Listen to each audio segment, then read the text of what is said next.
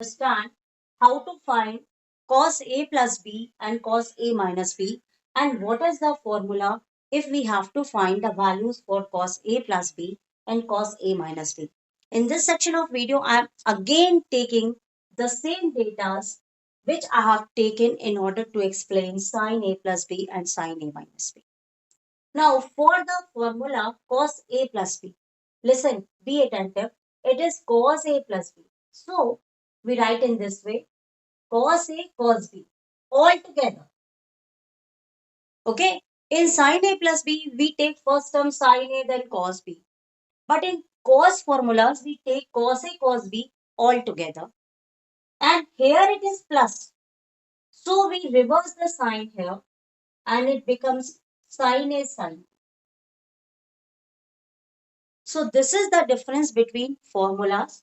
Now it is cos A minus B. So ultimately this is cos A cos B. And here we have plus sign, the reverse sign. And then sin A sin B. Okay. And I think you are intelligent enough to solve the questions again. Now, firstly, we have to find the values for, it is given sin A 3 by 5. So ultimately, sin A is equal to 3 by 5. Now one question. Then what is cos A? There is no need to explain how to find cos A on this formula.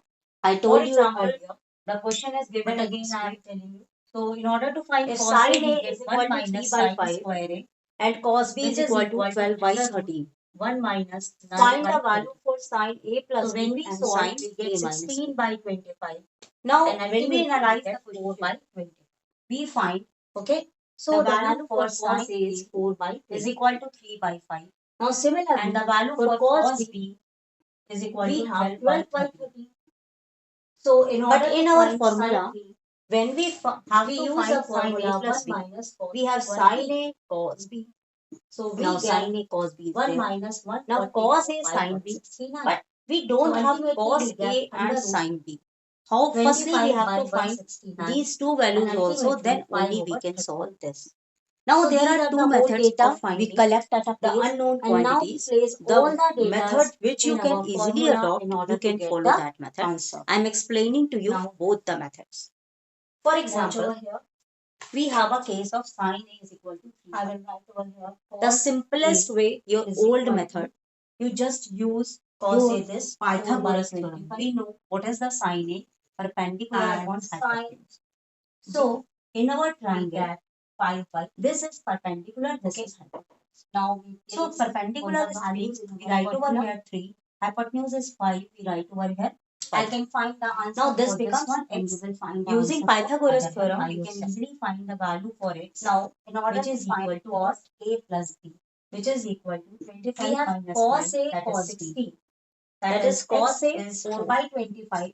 So this x is cos B 12 by 30. Now, with the help of completing this figure, sin A, now we can by 5 find cos A. Sin cos equals 5 here. So we write here A.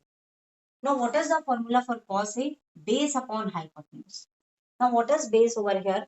4 over 5. Sorry, it must. So, this is the first method by which we can find out the unknown quantity.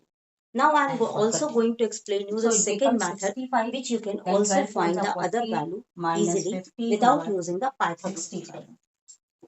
So because some students say that they are big enough and they are in 11th standard, and this in this way we can easily calculate. So all the formulas cos A plus B sin A plus B cos A minus B sin plus cos squared theta is equal to 1. But the main thing is that you learn this formula properly. Okay. So we substitute over here 3 over 5 whole square. We don't know the value of cos square A, which is equal to 1. Now cos square A becomes 1 minus 9 by 25. So we get cos square A after solving 25 as a 25 minus 9, that is 16 over 25. So ultimately the value of cos A becomes 4 by 5 when we take the square root of the cos theta. So in this way, there are two methods. You can follow either of the methods which suits to you. Okay. Now the next one. Similarly, we have the next value cos B, which is equal to 12 by 13. Now from here we can find that sin b. So I am just using the second format. Sin b is equal to 1 minus cos square b. I think you can understood why I write over here 1 minus 12 upon 13 whole square. So what we get? 144 upon 69, 169. So after subtracting, what we get? 169 minus 144 by 13. And ultimately when we solve, we get 25 upon 13. And under root of 25 upon 169, we get 5 upon 13. When we subtract 169 with 144, we get 25 upon 169 and square of root of that becomes what? 5 upon 13. So value of the sin b here becomes 5 upon 13. So in this way, we find all the four unknown quantities which are not given in the question. Then when we find all these quantities, all these values, we simply put these values in our formula and find out the answer. So from here, when we substitute all the values, I'm writing over here, we have the formula sin a plus b, which is equal to sin a. Sin a means 3 by 5. Then cos b. Cos b means 12 by 13.